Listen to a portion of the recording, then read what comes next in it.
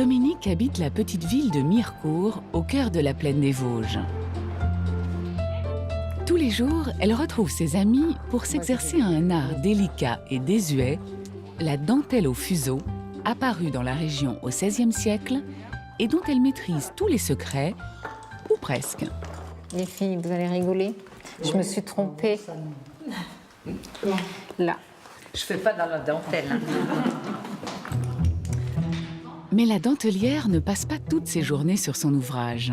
Dès qu'elle le peut, elle sillonne la région pour promouvoir son art et les traditions des Vosges. Pour commencer notre visite, notre ambassadrice souhaite nous emmener sur les traces de la Vosgienne la plus célèbre du monde. Sur les bords de la Meuse, Domrémy-la-Pucelle, un joli village, sa petite église et une maison blanche toute simple. C'est la maison natale de Jeanne d'Arc. Nadège, guide de la maison, nous accueille. Bonjour Nadège. Bonjour Dominique. Vous allez me faire découvrir la maison de Jeanne d'Arc? Oui, tout à fait. Cette maison où elle est née, où elle a grandi. Et elle est à l'identique comme à l'époque où elle vivait? Non, elle a subi de nombreuses transformations au fil des siècles, et ce, dès le XVe siècle. À la naissance de Jeanne d'Arc en 1412, la maison était de plain pied. Le premier étage aurait été ajouté au XVIe siècle. Depuis le XVe siècle, c'est un lieu de passage où on vient voir la maison de la Pucelle. C'est un mythe, quoi. C'est vrai qu'on en a tellement parlé que les gens ont envie de savoir où elle vivait. Oui. Mais elle n'est pas très grande, la maison de Jeanne d'Arc. Ah non, c'est une petite maison. Hein. C'est une fille de laboureur. C'est une maison de 4 pièces. D'accord, alors on peut aller les voir? Oui. Alors Nadège, on arrive dans quelle pièce là? La chambre natale. Il ne reste aucune trace des meubles de l'époque de Jeanne. Vous découvrirez donc une maison vide, mais le lieu est resté symbolique à travers les âges. Au début du siècle dernier, la ferveur des visiteurs est à son comble. À tel point que les propriétaires ont dû changer la porte d'entrée de la maison, mais pour une raison étonnante. Il faut savoir que la porte du XIXe siècle est dans nos réserves et elle a la forme d'un sablier. Parce que nos visiteurs partaient avec un petit bout de cette maison, une relique. Donc on va dans la chambre? Oui. La chambre de Jeanne est une minuscule pièce sombre, tout juste éclairée par une petite fenêtre.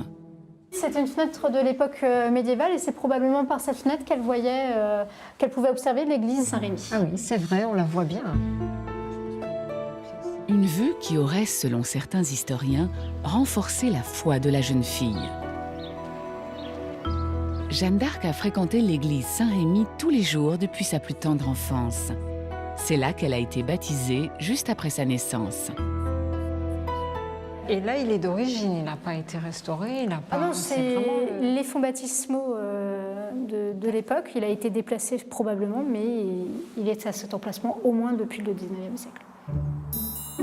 La légende dit que le curé, touché par la grande piété de Jeanne, lui aurait appris à lire en cachette.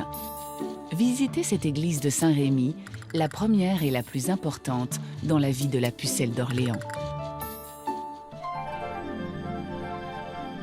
Mais le monument le plus imposant, érigé en l'honneur de Jeanne d'Arc, surplombe toute la vallée de la Meuse.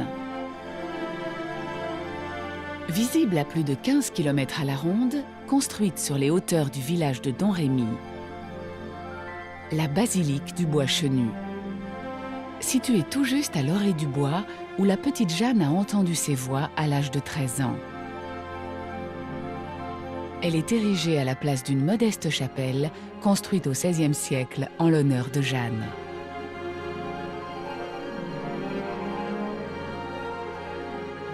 Roger est l'intendant de la basilique, guide bénévole au Bois Chenu et enfant du pays. Bonjour Roger. Bonjour Dominique. Alors je suis très contente de venir ici parce que je suis vosgienne, mais je ne suis jamais venue jusqu'à la basilique. Ah, c'est dommage parce que c'est un lieu sensationnel. Donc vous voulez bien m'en faire voir plus? On y va.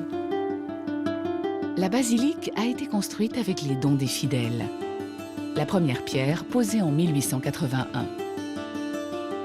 12 ans après, les pèlerins qui affluent sont tellement nombreux que l'on double sa superficie et relance les travaux jusqu'en 1925 pour aboutir à cet édifice monumental de 64 mètres de haut. Et la croix, elle fait 3,50 m de haut sur 2,40 m de On n'a large. pas l'impression. Hein, vu On n'a d'ici. pas l'impression. La boule qui est en dessous est en cuivre. Elle fait 70 cm de diamètre. Là, j'ai l'impression que le clocher il va me tomber dessus. Ah, c'est vrai qu'il est près de vous, mais voilà. Alors, vous avez beaucoup de mosaïques dessus. Et les plus belles mosaïques, ce sera à l'intérieur. Entrez dans la basilique. La visite est gratuite et avec un peu de chance, Roger sera là pour vous guider. Oh, c'est beau quand on arrive ici par cet escalier, Voilà. je trouve Donc, que c'est... Nous arrivons dans le transept avec le chœur.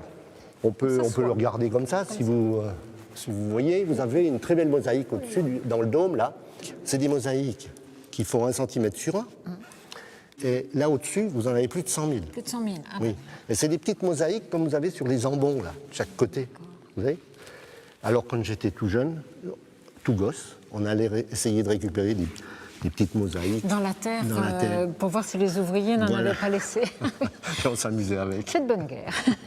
J'aime beaucoup la colombe qui est en dessous de la chair. Alors ça, cette colombe-là, c'est le premier signe que Jeanne recevait. Et sous la coupole, une grande fresque en demi-sphère qui illustre le début de l'épopée de Jeanne. Donc c'est à partir de ce moment-là que Jeanne quitte Domrémy. Elle dit au revoir à ses parents. Je ne sais même pas si elle a dit au revoir parce qu'elle est tellement partie vite. Elle a quitté Domrémy et c'est là qu'elle part en mission. On ne la reverra plus ici après. La suite de la vie de Jeanne d'Arc est racontée le long des murs de la nef, sur 6 toiles gigantesques. Alors on montre une petite anecdote. On la montre toujours avec des moutons. Vous savez qu'elle ne gardait pas de moutons? Ben, c'est ce que j'ai entendu dire, mais Voilà. nous, à l'école, on nous apprenait qu'elle gardait des Ben moutons. non, elle ne garde pas de moutons. Et pourquoi on la montre avec des moutons? Parce que là, il y avait des soldats qui passaient là. Et les soldats, pour se nourrir, ils tuaient les bêtes. Tous les paysans regroupaient les bêtes et les protégeaient, en fait. Voilà. Elle était censée les protéger. Jeanne d'Arc a été canonisée en 1920, 7 ans après la réalisation des peintures. Un peintre a donc été chargé de rajouter après coup, une par une, les auréoles autour du visage de la sainte. Roger a un secret à révéler à Dominique. Il est un lointain descendant du frère de Jeanne, Jacquemin. Ce Jacquemin, qui était agriculteur, bien, je vais vous raconter, toute ma famille descend de Jacquemin. D'accord, alors Jeanne d'Arc, c'est une petite cousine. Voilà. Ah ben c'est bien, ah ben, je suis contente de savoir ça. Eh bien Roger, je vous remercie, j'ai fait une visite vraiment formidable et pour moi c'est une grande découverte. La basilique est un sanctuaire d'accueil des pèlerins sur la route de Saint-Jacques-de-Compostelle. En repartant, faites comme les pèlerins. Dirigez-vous vers l'ouest du département. Vous découvrirez à 20 km un petit village de 400 habitants qui ne porte pas bien son nom, Grand. Au 1er siècle après Jésus-Christ, Grand était une puissante cité gallo-romaine. Pour preuve, cet immense amphithéâtre de 145 mètres de diamètre. Dominique a rendez-vous avec Thierry, le conservateur du site. Bonjour Dominique. Bonjour Thierry, alors je suis venue découvrir le site de Grand. Qu'est-ce qui s'est passé ici? Eh bien, beaucoup de choses. Vous n'avez croisé personne, pas de lion, pas de tigre sur la route? Ah ben non, Non. je serais pas là sinon. Voilà. Eh ben, c'était un amphithéâtre, un des plus grands de Gaulle. Plus de 17 000 spectateurs, pense-t-on. Donc ça?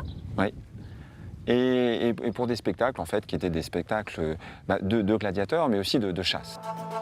Comme dans tous les théâtres romains, les architectes maîtrisaient déjà l'acoustique. La forme de l'amphithéâtre amplifie parfaitement les sons. Écho!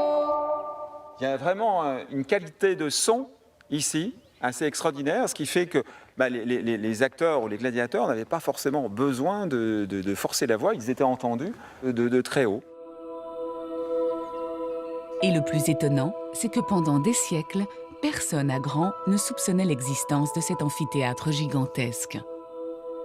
Allez, marchons. Ah oui, elles sont d'époque. Donc voilà les fameuses arcades. C'est tout finalement ce qu'on apercevait de l'amphithéâtre, et cela pendant très très longtemps, puisque le niveau ici de Lichen, c'était le niveau du sol. D'accord. Donc il n'y a que finalement ces deux arcades qui émergeaient, et tout le reste de l'amphithéâtre était complètement recouvert Donc il y a eu un gros travail de fait pour dégager tout l'ensemble et découvrir cet amphithéâtre. Alors ça a été un travail titanesque de Romains, comme on pourrait le dire. En 1963, aidés par les écoliers du village, les archéologues commencent à creuser la terre centimètre par centimètre et dégagent l'ensemble de l'amphithéâtre. Finalement, pendant des siècles, il y a des gens qui ont vécu sur un lieu magique sans le savoir. Sans le savoir. Pour vous mettre dans la peau des gladiateurs, allez faire un tour tout au fond du site, dans les loges, restées étonnamment intactes. Voilà donc les fameuses loges, Thierry. Voilà, donc ces loges, c'était l'endroit notamment où les animaux étaient enfermés, qu'on appelle dans l'Antiquité carcérès. Donc carcérès, c'est un mot latin d'où a été tiré notamment le terme d'incarcération, un endroit où les animaux étaient enfermés et où les gladiateurs aussi pouvaient se préparer pour les combats. Après les fastes de l'Empire romain, faisons un bond de plusieurs siècles. Lors de votre passage dans la région, vous découvrirez combien il est facile de voyager dans le temps juste en traversant la plaine des Vosges. En repartant vers Épinal, à travers la campagne et le long des rives du Madon, arrêtez-vous à Mirecourt, la cité de la dentelle, mais surtout depuis le XVIe siècle, la capitale du violon en France. Encore aujourd'hui, une vingtaine de luthiers fabriquent des instruments pour les plus grands violonistes du monde. Dominique tient à nous présenter un ami artisan passionné, Roland. Bonjour Roland. Bonjour Dominique. Alors comment ça va? T'as du boulot en ce moment? Comme d'habitude, je suis un peu débordé. Dominique et Roland ont un point commun. Ils exercent tous les deux les métiers les plus anciens du village. Donc ça, c'est mon rabot à dents. Hein. Il fait des copeaux en dentelle. Hein. C'est peut-être pour ça que dentelière et lutherie ont toujours fricoté. Là. On dit que les épouses de luthiers étaient dentelières, puisque il paraît que les luthiers faisaient les fuseaux, offraient des fuseaux à sa belle dans ses restes de bois de violon. Il faut au luthier une centaine d'heures pour faire un violon avec de longues étapes de séchage réparties sur 3 mois. Ça donnera quoi quand ça sera fini, Roland? Bon, ben, on peut avoir un aperçu? T'as remarqué qu'il manque la tête. Oui. Tiens, elle est posée. Bah, rapporte voir tout. Merci. Alors, donc, une fois que je vais avoir terminé le fond, je vais le coller. D'accord? Je vais enlever la partie qui m'a servi à construire, là, le moule. Je vais coller aussi ma table. Ben, j'aurai ouvert mes ouïes avant de coller la table. J'aurais façonné la tête, la petite volute, et donc, ben, pour finir, il est dans le placard. Voilà. Ah d'accord. Donc fini, voilà ce que ça donnera. Fini. Fait ici. D'accord. Voilà. Un violoniste franchit la porte de l'atelier. Il souhaite faire réparer un très vieil instrument. Le centenaire. Très bien, Hein, on va regarder ça. Pour que vous puissiez lui faire un petit lifting. Il y a longtemps qu'il n'a pas vu de luthier. Ah, ça fait une bonne quarantaine d'années. Hein.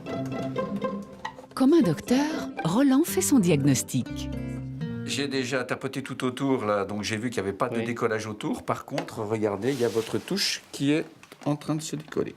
Venez voir, on va aller regarder là-bas, on aura plus de... Il n'a pas eu la touche redressée depuis... jamais. Dans 3 jours, le client récupérera son instrument réparé par Roland. Il profite de son passage à l'atelier pour essayer quelques violons neufs.